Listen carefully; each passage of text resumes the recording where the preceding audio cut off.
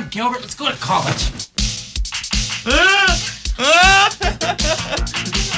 Every legend has its hidden side. Revenge of the Nerds didn't just make people laugh, it shook the foundations of who gets to be the hero.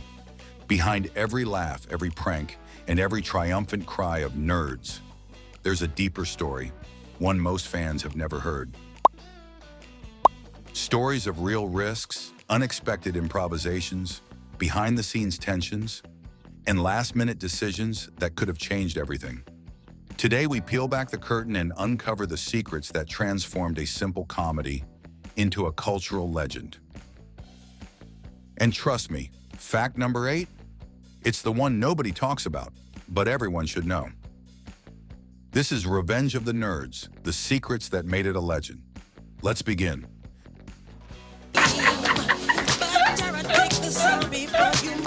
Secret 1. Revenge of the Nerds!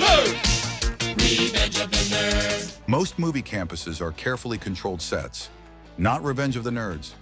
This movie was filmed entirely on location at the University of Arizona. Those towering dormitories, grassy quads, and sun-drenched stairwells were real, active spaces full of students. The production team had to be incredibly careful not to interrupt the school's day-to-day operations. Not everyone was thrilled about their presence either. Faculty worried that the movie's raunchier scenes would tarnish the school's reputation.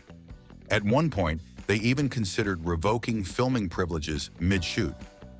The crew had to move fast, stay low profile, and sometimes shoot scenes in a single rush take. Real students appeared as background extras without even realizing they were part of movie history. Every authentic backdrop added a layer of believability to the nerds' journey. And today, if you visit the campus, you're walking through a real slice of cinematic legend. It's the kind of detail that makes the movie feel just a little more real. The decision to shoot there gave the film unexpected texture and energy. And that raw, uncontrolled setting helped sell the nerds as true underdogs. Secret 2. All right, man, I want everybody to listen up. We're moving out, and I mean now. Move it! Move it! Move, move, move! The version of Revenge of the Nerds we love almost didn't exist. Early drafts were pure slapstick, lacking depth, emotion, or any serious message. The nerds were little more than punchlines, props for cheap gags. Director Jeff Canu wasn't satisfied with that vision. He believed the story could be more powerful and more important.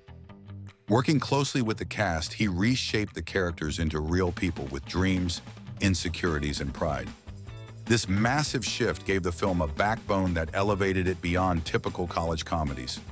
Suddenly, it wasn't just about laughs.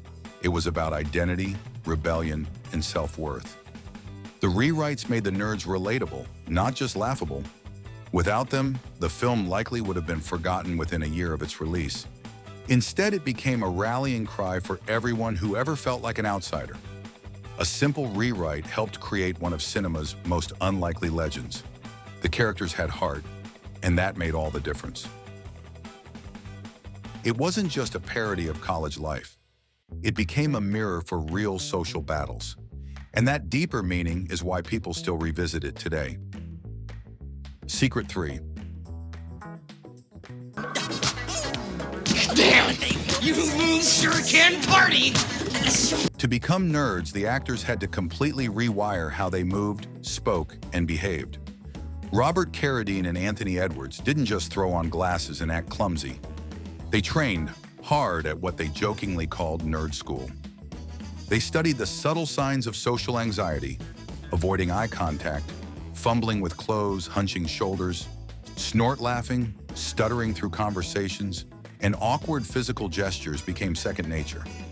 They wanted audiences not just to see the nerds, but to feel their struggles on a personal level. It wasn't about exaggerating, it was about capturing real social awkwardness.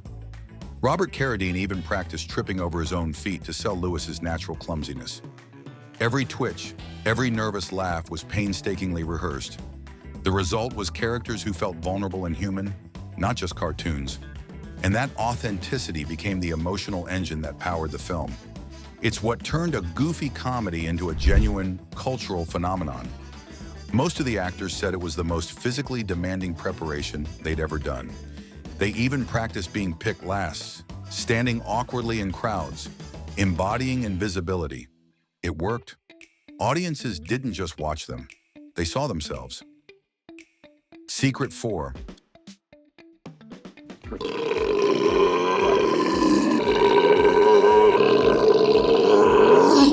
Sometimes the grossest moments are the most real.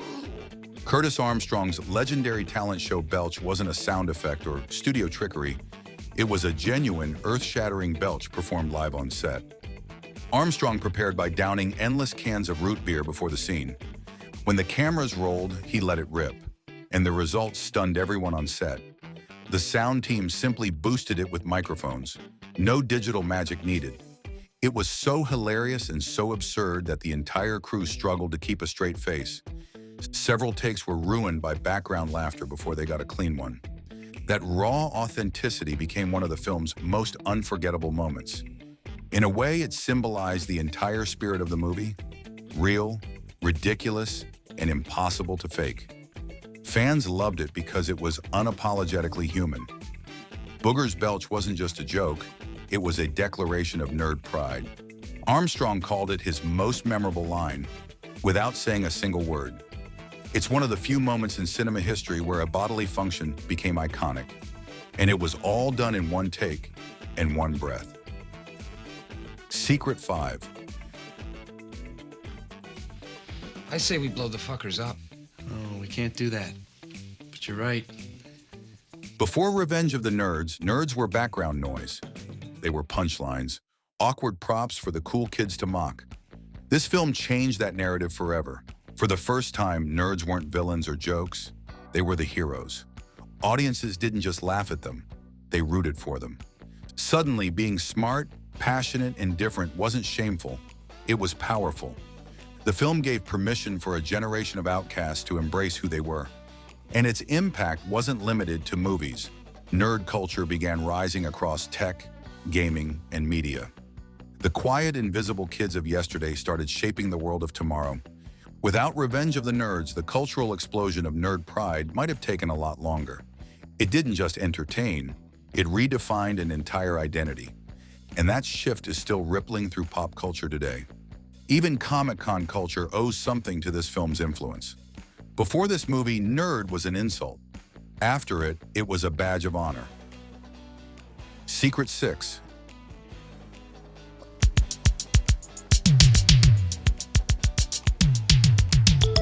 Imagine Revenge of the Nerds without the Triams talent show. It's almost impossible. And yet, studio executives came very close to cutting it. They worried the musical number was too weird and would alienate audiences. They thought the movie should stick to safer, more traditional humor. But the director and cast fought fiercely to save it. They knew the performance wasn't just fun, it was the nerds' triumphant stand against the world. It showed creativity, courage, and unapologetic weirdness winning over cruelty and conformity. The scene became the emotional peak of the entire movie. Without it, the nerds' victory wouldn't have felt nearly as sweet or nearly as earned. Luckily, the risk paid off. Today, it remains one of the most celebrated moments in 80s cinema. Even test audiences reportedly gave it spontaneous applause. Booger's nose flute solo wasn't in the script. It was added on set, and it stole the show. Secret 7. Nothing.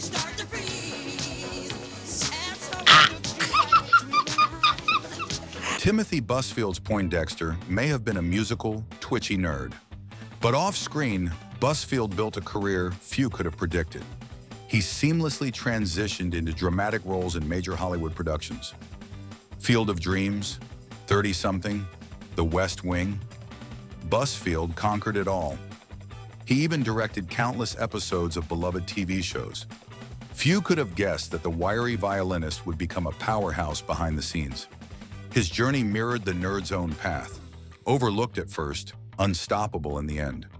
Busfield proved that nerds could not only survive Hollywood but dominate it. His success added a real-world triumph to the story the film told. Fans watching Poindexter squinting through his glasses couldn't have imagined the powerhouse he would become. But that's the magic of underdogs. You never see them coming, and when they rise higher than anyone expects. He later became a professor, sharing his knowledge with young filmmakers. He once said the Poindexter role taught him how to lead from behind the camera. In a full-circle moment, he directed several reunion-themed TV episodes later in his career, and it all started with a nerdy bow tie and a violin. Secret 8. Time changes everything, including how we view our favorite stories. Some scenes in Revenge of the Nerds have come under fire in recent years. Moments involving consent, hidden cameras, and impersonation have aged poorly under modern scrutiny. At the time, these scenes were played purely for laughs. Today, they open important conversations about media, responsibility, and growth. Some cast members have openly addressed this, expressing regret and reflection. They acknowledge that comedy evolves, and storytellers must evolve with it. It's a reminder that even the things we love are not beyond criticism. Recognizing flaws doesn't erase affection, it deepens understanding. Revenge of the Nerds remains a cultural touchstone because it reflected its era with all its brilliance and blind spots. Legends are rarely perfect, but their imperfections make them even more human and even more powerful. These scenes have even been studied in media ethics courses. The debate continues today. Can a comedy be iconic and problematic? The answer perhaps lies in how we talk about it and how we learn from it. Secret 9. Dad, I'm a nerd. And I'm here tonight to stand up for the rights of other nerds. Success didn't end when the credits rolled. Revenge of the Nerds spawned 3 sequels and a TV pilot. The follow-ups never captured the raw magic of the original, but they kept the nerd spirit alive. Fans stayed loyal, hungry for more adventures with Lewis, Gilbert, Booger, and the gang. Ogre's primal nerds. Scream became an eternal pop culture meme. Even today, you'll hear it echoed in movies, TV shows, and internet culture. Nerds weren't a passing trend. They became a permanent, celebrated part of American identity. And in a world that increasingly belongs to the weird, the passionate, and the brilliant, their story only grows more powerful. The franchise may have evolved, but the heart of the legend stayed intact. Once the nerds broke through, they never looked back. Their spirit lives on wherever outsiders dare to dream. And that spirit is more alive than ever. There was even talk of a reboot in the 2000s, but it was scrapped during production. Still, the original continues to find new fans through streaming. It's proof that when underdogs win, their stories endure. Long after the credits roll. Secret 10. Hey, guys. Wonder Joints. Every revolution needs a believer. For Revenge of the Nerds, that believer was Ted Field. An heir to the Marshall Field fortune, Ted Field saw something others missed. He invested not just his money but his faith into a risky, unproven idea. Without him, the movie likely would have died before it ever rolled cameras. Field's support gave the filmmakers freedom to take chances and tell their story without compromise. His quiet contribution is part of why the Nerds' victory felt so authentic and heartfelt. Real success often comes from unseen hands pushing behind the scenes. Ted Field was one of those hands, a guardian of an underdog story waiting to be born. Thanks to him, a small, scrappy comedy became an unstoppable cultural force.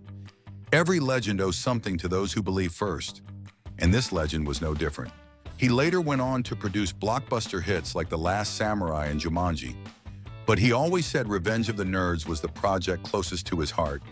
He believed in outsiders before they were cool, and that belief launched a movement.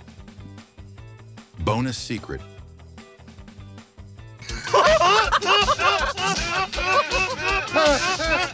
It's one of the most unforgettable sounds in all of 80s cinema.